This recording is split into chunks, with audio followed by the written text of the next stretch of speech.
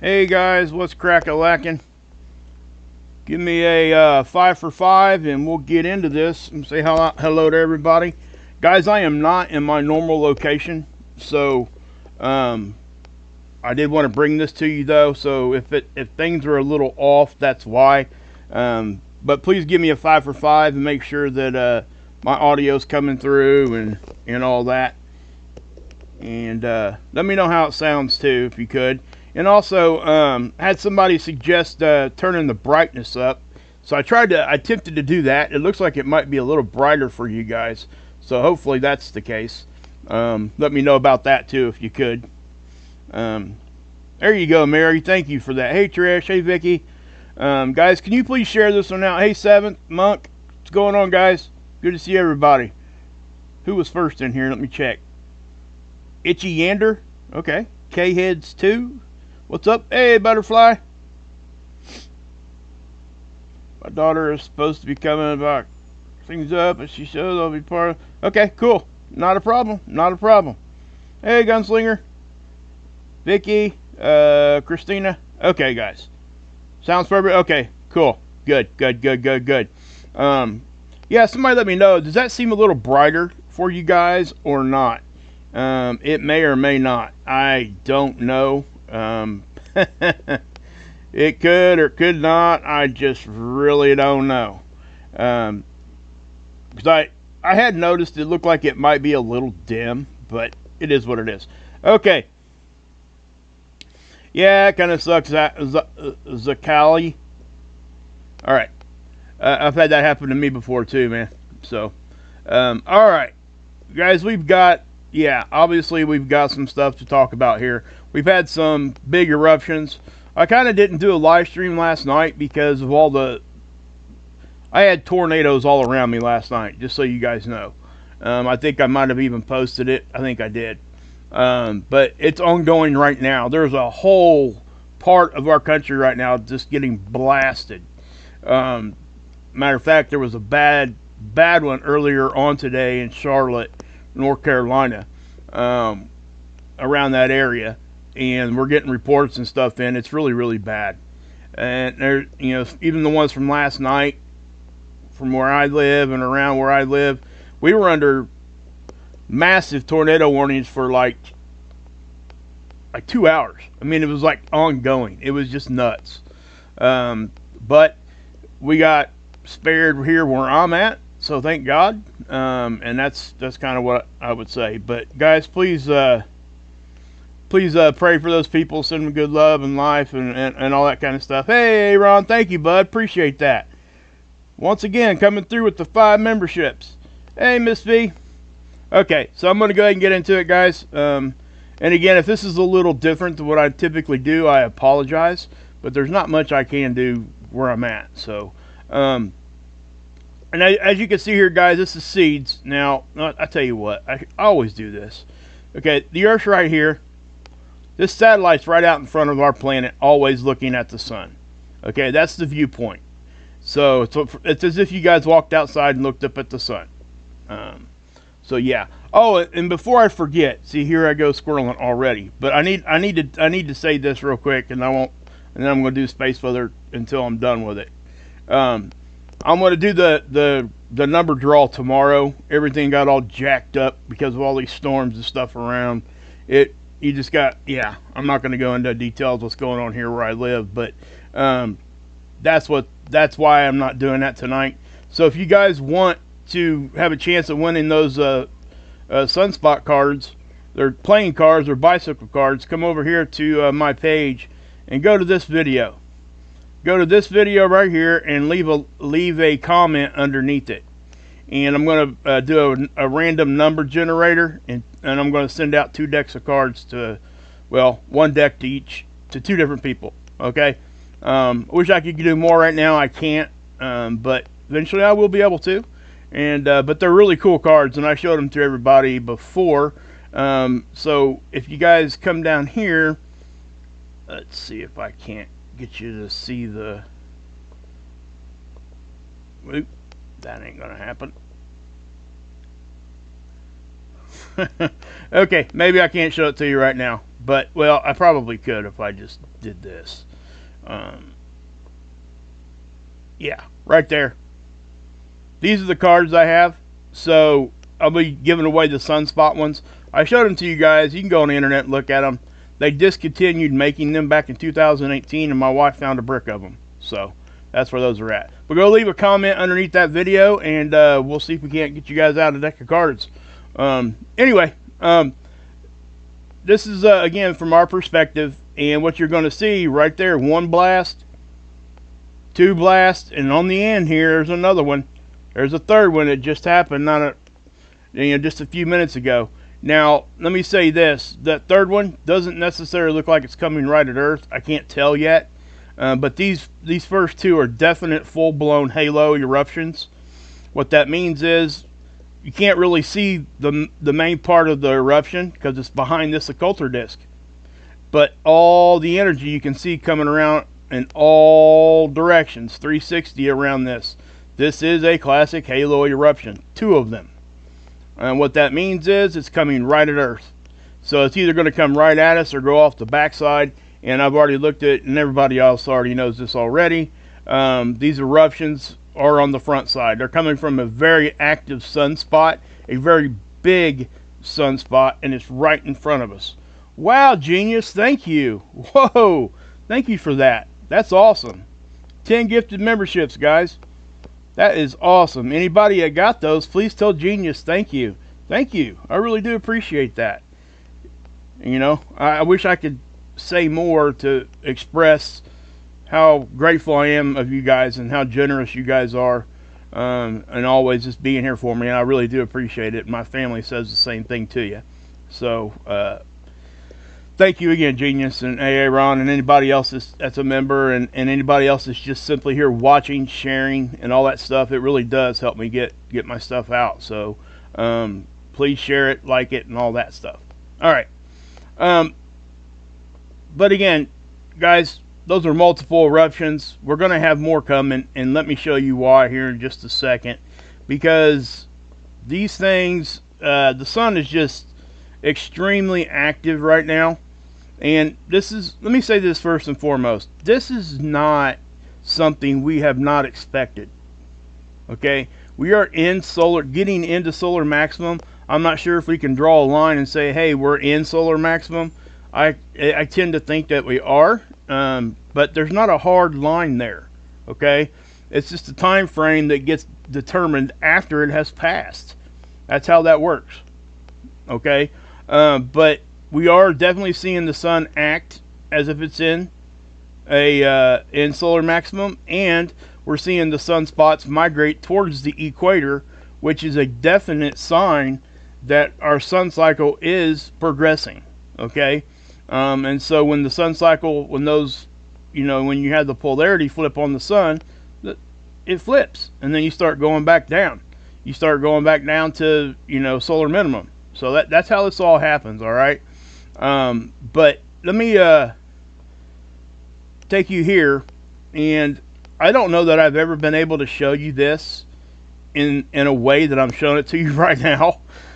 This is a lot, and they're not small flares. Okay, the X-ray is what I'm talking about. That's how we measure flares. So when we see flares, there they are, right? They show up in X-ray, and how we determine the class of flare is A, B, C, M, and X. We've all heard the dreaded Xclass flare. Well, they're not so dreaded when they're not massive, right? They have to be, if we're going to be talking dreaded type of stuff, it ain't going to show up on this graph. Okay, just so you know. But look at all this activity. It's just extreme. It's an extreme amount of activity, and it is very active. So again, that's another sign that we're in solar maximum, or at least almost there, or whatever you want to call it. Fact of the matter is, bottom line, sun is acting up. So we'll just leave it at that. But you can see we got, that was that big X 4.5 flare earlier on this week, or a couple days ago, and then you got more X-class flares, or almost X-class flares. X-class. We just had one here that was pushing up towards X-class. We got another one happening right now. I'm not sure how high that one's going to go. We'll just have to wait and see. Now, a lot of these guys are not just impulsive. These are what we call long duration. Long duration flares means it has a ramp up and a ramp down typically. Okay, at least a ramp down. Sometimes they will impulsively erupt and then it takes it time to fade off. Okay, that's still long duration, just over a period of hours. That's about a 3-hour block of time right there. So during all that, it has a better chance of producing significant coronal mass ejections. And we've had some, and that's what those eruptions are. That's what these are. Okay?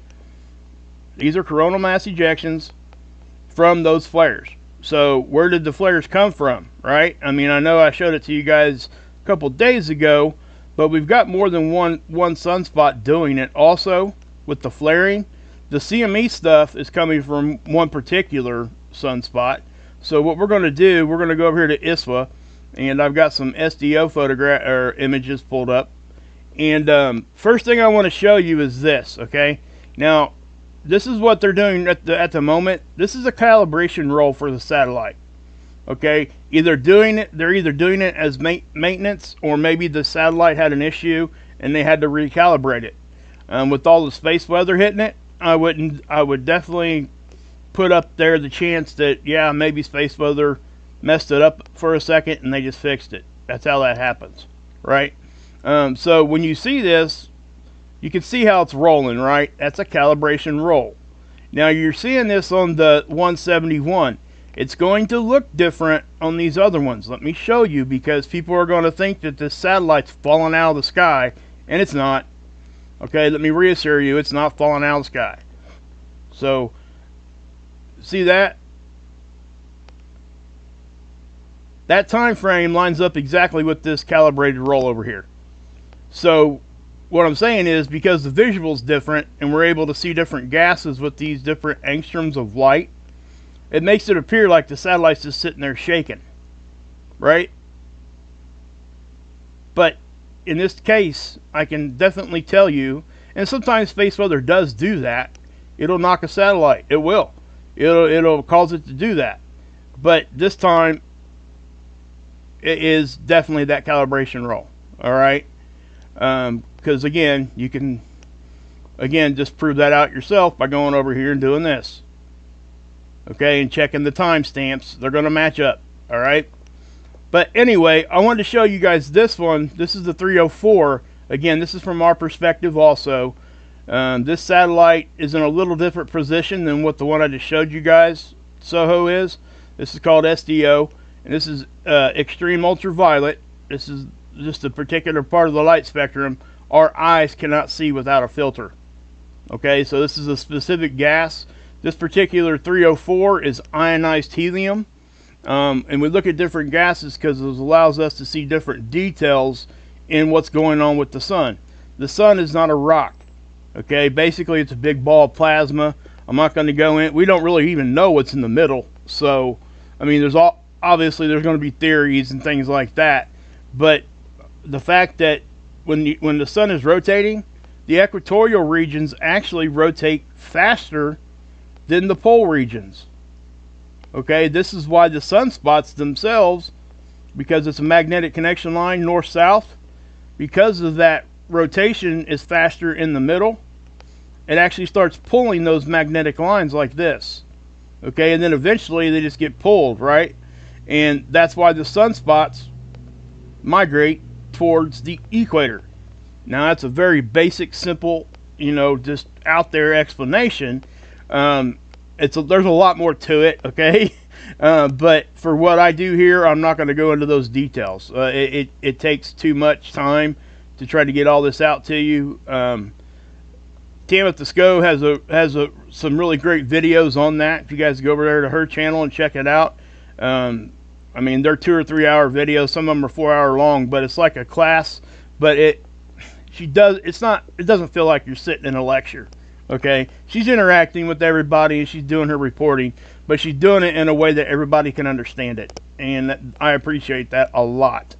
But something else here, guys. Okay, this last X flare, you see how the camera picked it up? I just thought that was cool. It was right here. Okay, and then here's something that I don't think most, unless they're reporting on it as I'm reporting on this, because this really just happened. There is a magnetic filament right here that erupts off, and it's these dark shadows. You won't see this very much on the other angstroms because it just doesn't show up as well. But this is a unique filament, and let me show you why. So let me go forward here, and you can see right here, okay, that's the filament, but watch right here when it starts to lift off and erupt out. Okay, here we go. Can you follow it? I know it's blurry because it's when that calibration roll was going on. And that's why I addressed that calibration roll, because somebody's going to say that filament caused that. Let me reassure you that that is still 93 million miles away from Earth. It had nothing to do with that satellite doing what it's doing. Okay? So, as I go forward, you guys see this shadow show up? I've never been able to show you guys a filament that does this. This is erupting in a way, and then it's erupting in a direction that's giving us a very unique point of view at this filament. Okay, you see how it's flicking out, and then it goes on out, and you can see how, you can even see it here. It's just doing all kinds of spiraling and twisting as it's coming out. So that right there should also help you guys understand that when determining direction of these eruptions, that makes it more difficult. And also the fact that it is kind of hard to see. Why is it hard to see? Because the sun's the background, not the blackness of space. So you don't get a contrast. You don't get a contrast in colors. Okay? So that's a filament eruption. That's not even the flare. That's not even an X flare. There's not even a flare there at all. Okay, now I do think that this X flare down here, or this flare, I think this one was a high M class, maybe a low X class flare. That did instigate that. Okay, but it was not the center cause of that. You see how that's happening right there? So yeah, it definitely is a very unique filament that we're able to see there. And I'm saying it's a unique filament. It's only unique in the aspect that, and if you're wondering what that filament is, let me explain that first before I get too far ahead of myself. It's basically plasma on a magnetic connection line. The plasma erupts off. Okay, it's basically just a CME. It's plasma just leaving the sun, erupting off. So, yeah. But it's only unique in the fact of our point of view. Okay, of the perspective it gave us. We see filaments like that erupt all the time. Alright, so I'm going to show you more of the Xclass flares here real quick. Daggone it. Okay. Let me see if I can't get that up there a little better. Get you guys in the middle here so we can see it better. So this is the 131. Again, this is from SDO. And let me just give you guys a better look at this, and actually I'm going to zoom in a little bit more. I'm sorry this takes me a second to do. Again, this is, I'm not sitting in at my desk doing this. This is something that I'm actually, yeah, I'm not at my desk, I'll just say that.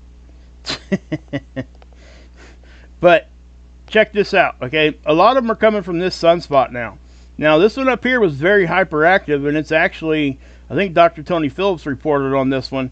It has produced the most activity this whole sun cycle. Okay, I think he called it the king of the hill or something. We'll take a look at it here in a second over on spaceweather.com and see what he called it. But this one down here is most definitely firing, and it's in the Earth strike zone. Okay, that imaginary box right here in the middle. So anything that happens inside that box is most likely going to be affecting us. So let me just run this back all the way. Okay, because you're going to get, the sun's just not erupting one time and in one place. Okay, this is only today. Okay, this is only a one-day run right here, guys. If that. I don't even think it's a full 24 hours. Okay, so as there went one. Right? Okay. Notice how you get that fuzz look. I addressed that earlier this week. Okay, it happens every time, guys, you get a big eruption. That camera can't handle all that light. So that's all that is. Okay? And then we go forward, and you see what's happening there. These two seem to be sympathetic, but they are and they aren't. What sympathetic means, they're communicating with each other. What's more so going on with these two is one starts to do something, it does it, and then very shortly thereafter, it destabilizes on the other sunspot, and then it does something. If they're true sympathetic sunspots, they will almost erupt simultaneously.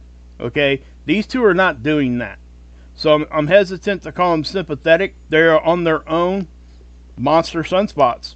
There's no other way to say it.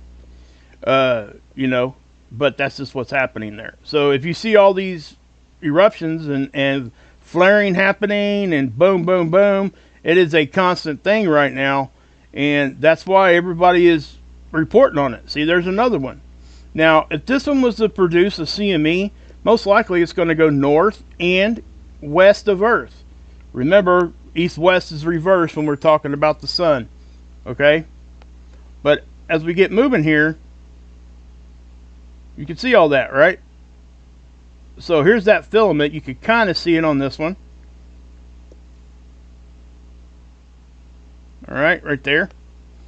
So yeah, I just think it's very cool to see. But yeah, so that's what's happening with that. Now I will say this. I'm going to show you the 211 right here. This is the view here that we typically will look for coronal holes, because they show up really well here. And you can also see the corona of the sun, see the shock wave go through the corona of the sun when we get bigger eruptions. So this is beneficial, very beneficial in that way. So as we see that, did you see that bigger eruption right there on the bottom? Watch when this happens right here. You see how the shock wave just rippled through the whole front of the sun? Okay, so that is basically showing you why it's a halo eruption. Okay, because it's coming right at us, guys. There is no doubt about it. This thing is coming at us, and I think there's two of them coming right at us. And there might even be a third now, because that is that filament right there. Okay, it's showing up in a different way than what we've seen on the other ones. You see how that's happening? Now, I do think that filament there is probably most of it's going to sell north of us. And probably most of it will actually sell a little bit to the west, or the east, I'm sorry. You know, broke my own rule there. East-west is reverse, right? But as we're looking at that, yeah. So, I mean, it's definitely something we need to pay attention to. And then the fact that we have a coronal hole right there even adds to it, okay? And how does it add to it? Well, it can steer these CMEs. Number one, it itself, because there's a hole in the atmosphere of the sun there and it's exposing the surface, you have highly charged particles just flowing out here and here, okay? So all that stuff is getting added, coming at us. So I'm just going to leave it at that at this time. But that is right in front of us, and we probably are connected to it magnetically. Our main connection to it, to the sun's over here, because remember we call that the danger zone, right? But you know, anyway, if we get an eruption that fires off this way and it crosses our magnetic line, we are at risk of a radiation storm. That's why they call that the danger zone. I don't particularly like using that word because I don't feel I'm in danger when I see that. Okay, but that's just, I'll just say that. Now on a huge one, yeah, but that's gonna, if we get a huge eruption, it's not gonna matter that that's the danger zone, because it's gonna be everywhere. On the bigger ones, it's really gonna put us in danger. You know what I mean? So I'll just leave that at that. But anyway, as we get moving here, I do want to show you also, this is the magnetogram. Check this sunspot out, man. This thing is, wow. It should, you know, I guess there's really no other way to say it than it is a monster. It truly is. This thing here is very complex. This thing here is very large, and it's very active because of what I just said. It's very complex. What's complex mean? Well, the blues and reds are represented here to represent positive, negative, right? So as we're looking at this, when you get your positive and negatives just flipping around everywhere, right? Intermingling, just circling around, doing whatever they want. They have the reconnection, right? Positive and negative is drawn to each other. So when you get that reconnection happening, at the time of reconnection is when it flares. Okay, so that's why. And it's harboring enough energy, obviously, for Xclass flares, because it's just firing them like it ain't nobody's business.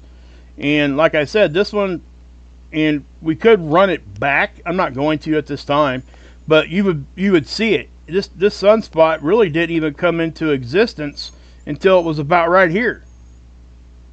So, and if you guys hear a little whining in the background, I'm sorry. It's my dog. My son's up here moving around, getting ready to go to work. So if you guys can hear her, I apologize. I can't do much about that right now. So I just wanted to point that out. Now, check this out. This is what a typical sunspot you could kind of expect. You got positive, negative, red, blue, right? So let me take you guys here. Now, what I do want to show you is, let's go here to the magnetic scales, the storm scales, basically. This is what we would expect to see during different levels of storming. So we're kind of expecting G2, G3. If both of these happen, and maybe even a third one behind it, we could see G4. And even on the outset of it, we could see a G5 on the, on the high end of it, right? It's all going to matter of a lot of different things. And I can't really give you an idea exactly what that's going to be, other than to show you the official forecast. Okay? Right now, I'm not sure what's going on here. They must be expecting this to hit later. But this is NOAA's forecasting. Okay? But we can go down here, and they're expecting this to hit late today on the 10th. So with that being said, that actually bodes well for us. And let me explain why. It's because today is the 8th, right? And these blew off at the beginning. So they started blowing off about right here. So we got almost 3 days. That means that it's moving at a normal speed. It's not moving at breakneck speed. So if it was moving at a fast speed, I would be on here telling you something different. If this thing was going to be here in a day, I would be saying, hey, listen guys, this could give us big time issues. Because it is harboring enough density. Okay, look at the density. Very seldom do we see it at 50. All right, now this isn't saying 50, it's going to get there, but it's saying at least 40, 45. Okay, now again, that's a forecast. It's not a definite anything. They are saying it's going to be faster than normal background solar wind. Okay, and how am I saying that? Here's your velocity down here. Normal is between 300 and 500 kilometers per second. This right here is forecasting at the time of this thing hitting about a 700 kilometer per second. All right, that's just under, let's see here, just under, is it 2 million miles per hour? Yeah. So just under 2 million miles per hour, highly dense, highly charged particles smashing into our magnetic field. Okay, so that's what they're expecting. This is their forecast. Now that could change. I don't trust it 5 days out.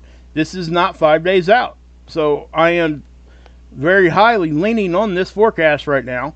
And this is NOAA's forecast. This is the official forecast. So if you're going to lean on one, I guess that's the one to lean on.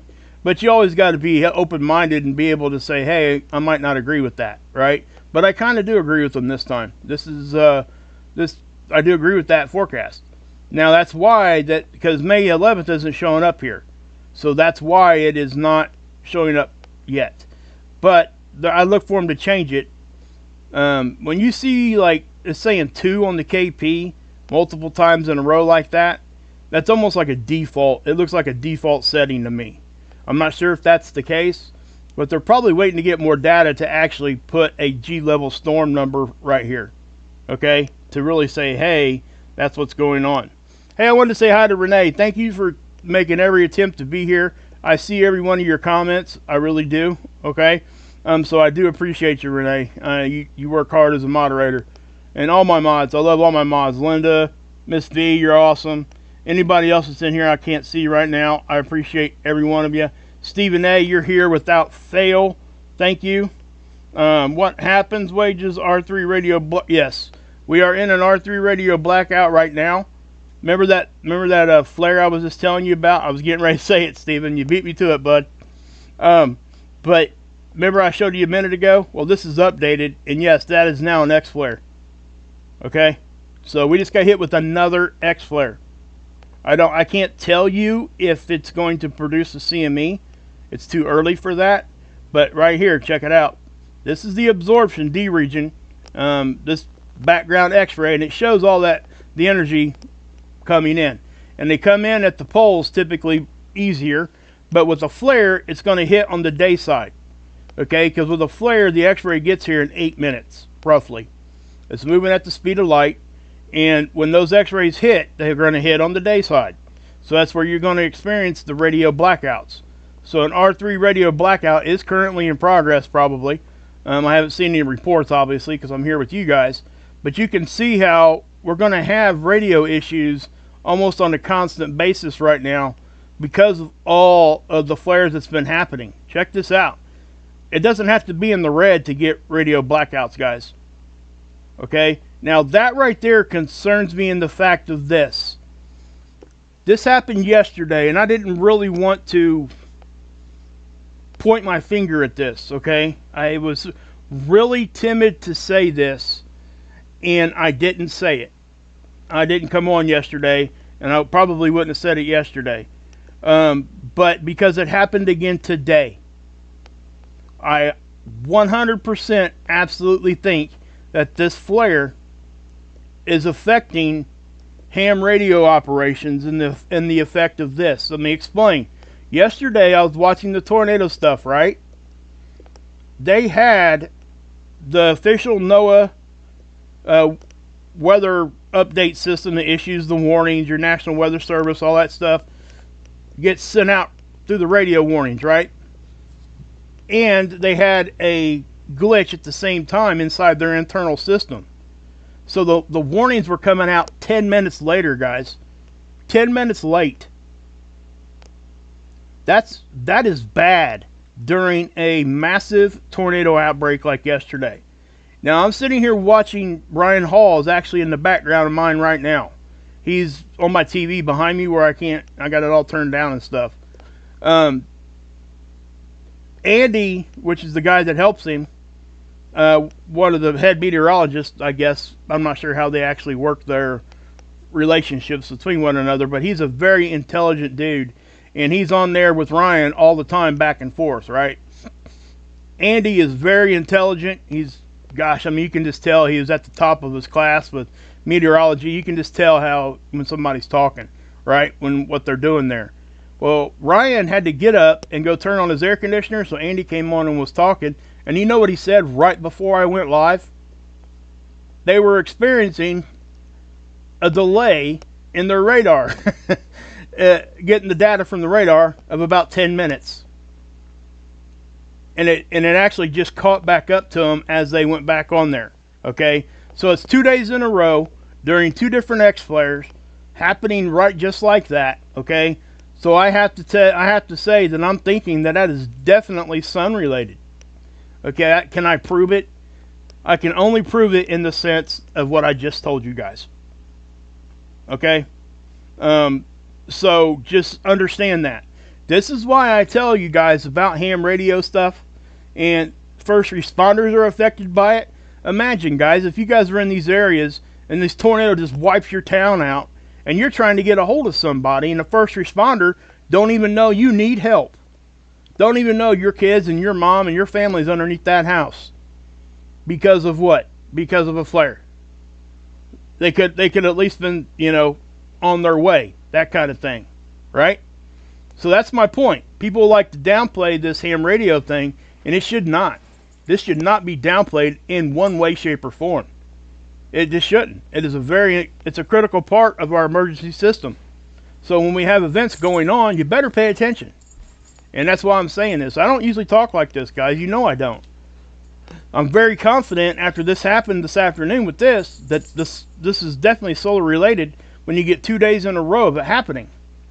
I don't know how else to say it. People can, you know, disagree with me. That's fine. I mean, I'm not going to sit here and argue with people about it. But at the same time, I'm going to be very assertive and definite in what I'm saying. I'm not sure if I think Tamitha might have, because she gave an update yesterday. I highly encourage you guys to go over and watch her show yesterday. It's not an excessively long one, but she goes through the updates and everything that's going on, except for what's going on today, because she did it yesterday. But I would highly encourage you guys to go over and check that out. I think she actually touched on that. But we had, you know, the same thing happened 2 days in a row. Might not have been the exact thing, because we had a radar data upload issue, and warnings were not coming into their system as quick. You know, I think Andy said it was an 8-minute delay. 8 to 10 minute is what he was saying. And it's just kind of funny when that happens at the same time as we're getting flares. 2 days in a row. So I'm not going to sit here and beat that drum anymore. But I do want everybody to keep that aware, because people always ask, well, what can this stuff actually do to us? Right? I get that all the time. And the fact of the matter is, it doesn't have to do stuff to us that's so in your face for it to be affecting somebody else that's not sitting on your couch next to you. Okay, first off, quit being all stuck on, you know, looking inward, right? It ain't just you're not the only one walking around the planet. That's all I'm saying. Number two, it doesn't have to be catastrophic for it to be affecting somebody, right? But in this instance, if your house was blown apart, that is catastrophic, right? Or maybe somebody in your family, God forbid, got sick, had a heart attack, and was laying on the floor, and the paramedics showed up 10 minutes later than what they could have because of a solar flare. Mess with the ham radio operations. I say that all the time.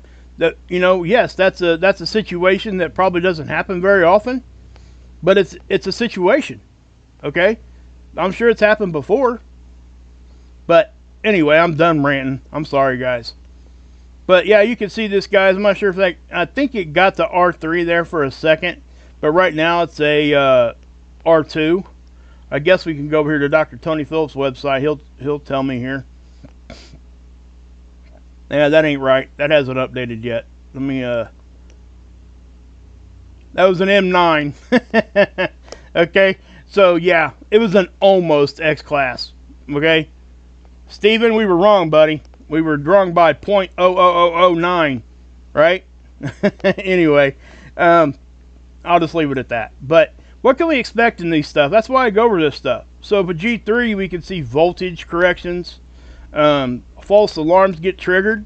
Okay, in other words, like GFCIs, the outlets that are required in your bathroom and kitchen now by building code, that's a GFCI. They could actually trip out during stuff like this, and it doesn't mean anything to you other than you got to hit the reset button. There's nothing wrong. It just was enough to cause something like that. But that stuff happens on the satellites, obviously more so than what it would here, because the satellites are out there in space with not as much of a protection from our magnetic field. Some satellites are out far enough that they don't have any protection from our magnetic field, such as SOHO. It's 1,000,000 miles closer to the sun. It's well past our magnetic field. Okay? So, anyway, Dr. Tony Phillips over here at spaceweather.com is reporting, you know, a geomagnetic storm watch with the G2 on May 11th. It says here, storm conditions could escalate to category G3 if, as we suspect, the second CME is following closely behind. I don't think it's a suspect anymore, just to be honest. I think it's a definite, and I'm just saying it. I don't usually talk in those kinds of terms, but looking at this, 1, 2, and then possibly even a third. And there might even be more stuff coming before that, because we had missing data, number one. Number two, there are sometimes stealthy solar storms that do impact us, and if that happens, you know, you're talking single, double, triple, quadruple hits. What's our magnetic field going to do?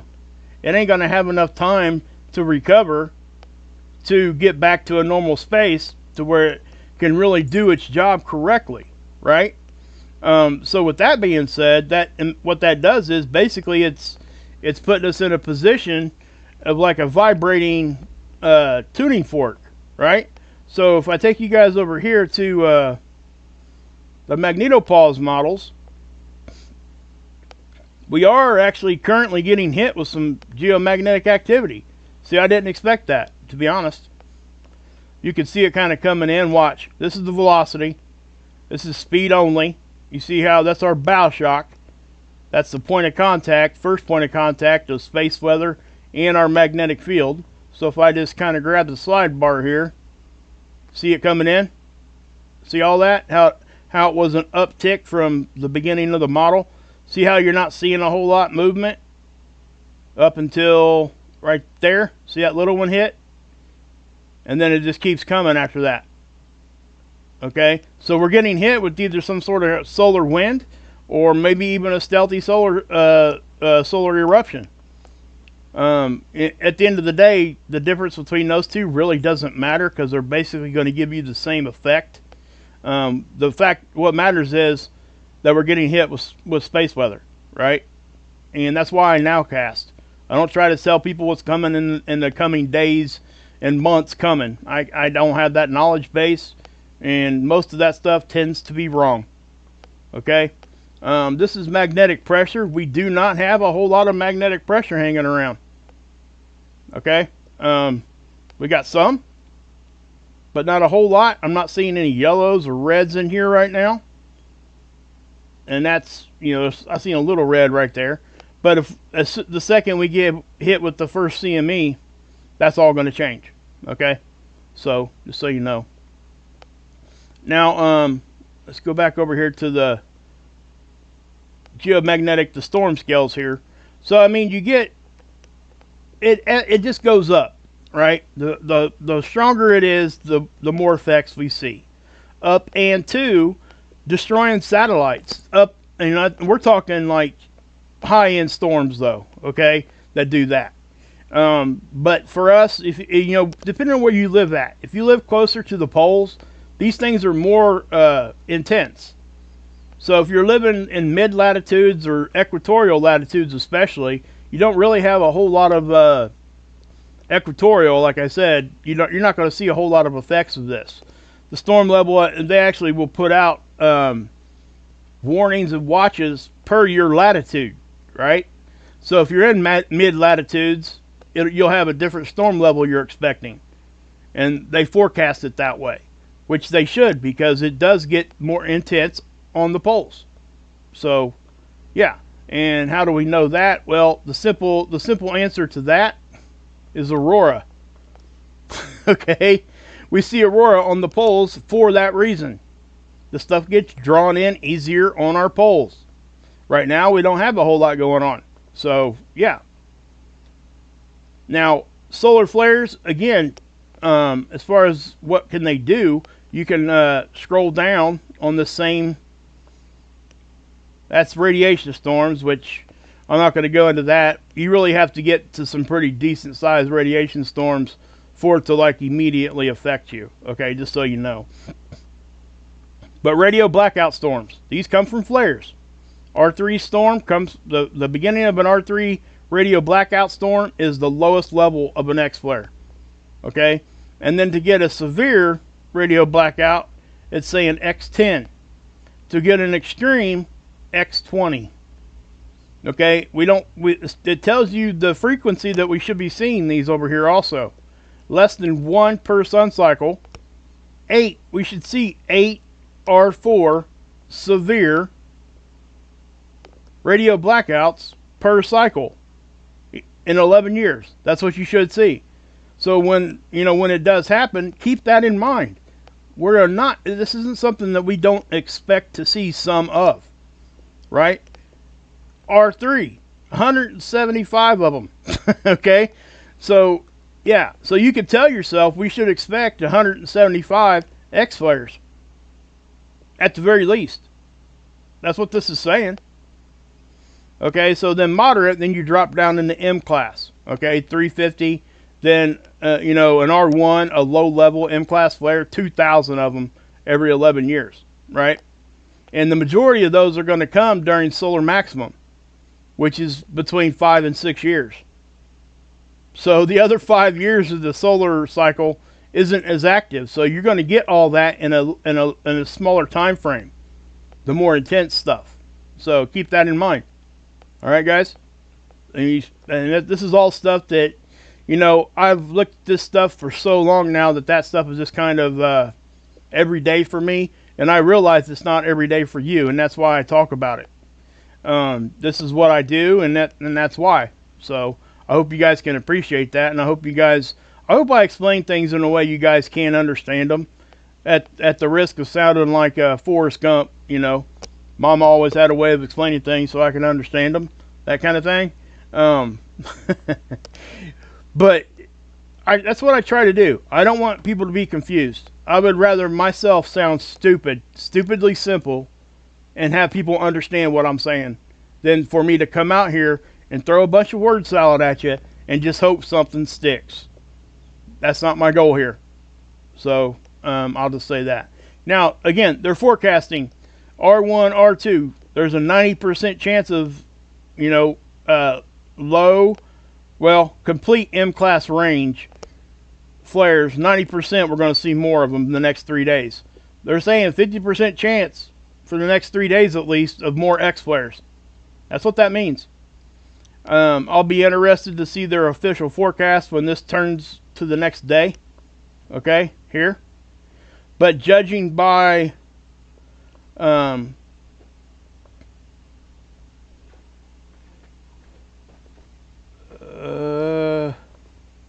on one second, guys.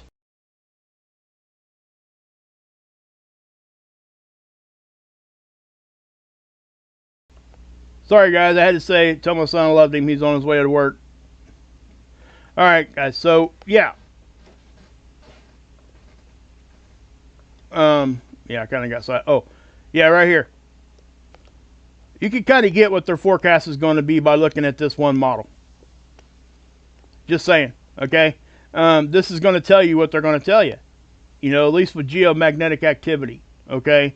With CMEs. The density goes up, right? There it is. Almost 50. And then the speed goes up. When all that's happening, if that does happen, we're going to get to a G2. That's just what I'm going to say. Now, I will also say, this right here, I'm going to use this today. This is the ACE data. It's basically the same stuff as I show you on the Discover data. But if this BZ gets into -6, at the same time, if it all happens in the way that it could, yes, I'd most definitely think we could see G3 storms, maybe even G4, like I said. I'm timid to say G5. I guess there's an outside chance, like I said earlier. I don't think we're going to get to G5. I'm not saying that at all. I'm not even 50% we're getting to a G4. But I do think, judging by what I just showed you guys, G3 is definitely on the table, at least in the next, 4 or 5 days. So, and remember the BZ, we look for -6. That's the magnetic polarity, the position, right? The orientation of our magnetic field. We look at that as far as polarity, positive, negative. So when it's in a negative position, -6 is the threshold we use to say, hey, we're really in a position that we could really take a hard hit. And that's why I'm bringing it up, okay? So that it's very important. We've gotten hit with stuff like this, and because the BZ was in the positive, we didn't go into storm level at all. It actually has a reverse effect when that goes into positive.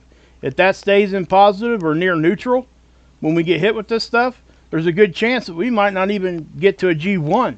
I've seen it happen. Okay? But also when we get hit with these things, even if our magnetic field's not in the right way to really kind of accept it in, it can cause cracks to open up in our magnetic field, and we can see aurora extremely far south or anywhere on the planet. We are seeing aurora further south than what we would typically see And I'm not going to sit here and have that big discussion what's causing all that, and is our magnetic field doing this, magnetic field doing that. I'm not doing that today. I've talked about that in the past. I will say that our magnetic field is weakening. You can see it. The effects that it's having, I can't tell you. I don't really know. I don't really have a whole lot of data to show you on that or anything specific. A lot of that stuff is theorized, but at the same time, a lot of it has a lot of merit also. Okay, so I don't have that knowledge.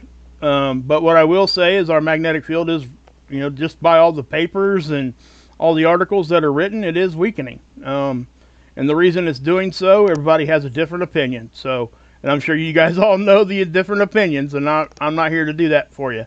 I'm here to give you guys a nowcast, and that's what I'm doing. And a nowcast, includes me saying, hey, our magnetic field is weakening, because it is. So, anyway, we're going to end it with that, guys. Thank you guys for being here. If you guys got any questions, throw them in there. Hey, Ripper. Hey, Seventh. What did the man say? Hey, if you guys want a good positive end to all this stuff, just come back to this video and read the pinned comment. Seventh is going to drop me he always leaves me a joke in the comment section, and I pin it to the top. All right, guys. So, with that being said, guys, anything else big happens, I'll pop on and let you all know. If not, you guys will see me tomorrow. I am downloading a number generator. I will absolutely be giving those cards away to somebody tomorrow. I've been putting it off too long. I've been trying to give everybody as much chance as they possibly can to get to that. To leave a comment under this video.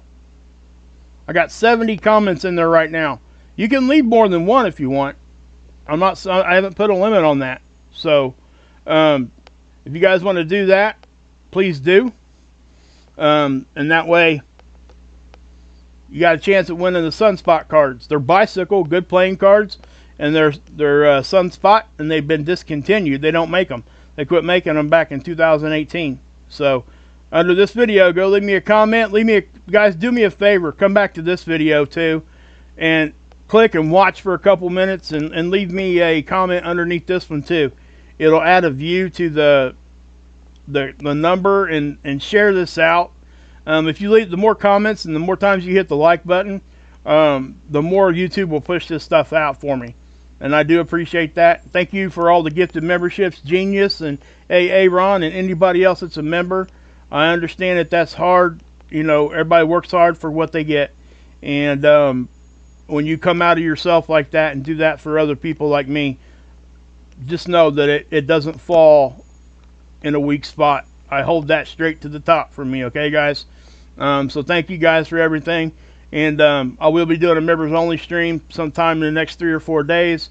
I'm going to be giving some extra decks to those guys too. So just know that. So turn your notifications on if you guys want to know when I go live, especially my members, because members, I don't have a whole lot of, I don't usually just announce that. So if you want to know when I go do a members only stream, please click your notification bell. Make sure you click all. Alright, guys? So I'm going to leave it at that. Thanks to Dr. Tony Phillips and all the work he does over here. Again, guys, speaking about that one more time, guys, go over and check out Dr. Tamitha Scove's last video. She did a really good job of putting all the stuff that's coming to us, at least from yesterday's point. I'm not sure if she's going to do a video today. I don't know. I've never, short of talking to her in the comment section, I've never had a conversation with her.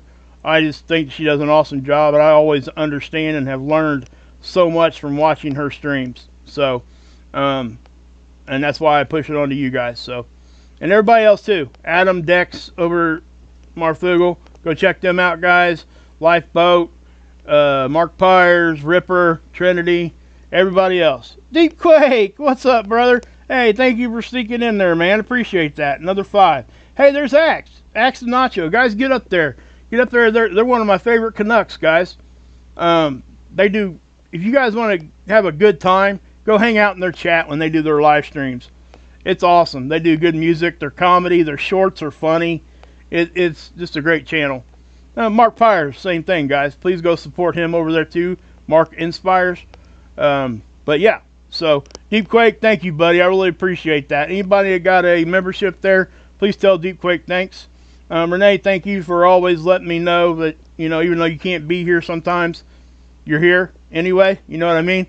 So thank you. I really do appreciate that. All my mods, Trish, thank you, Deepquake.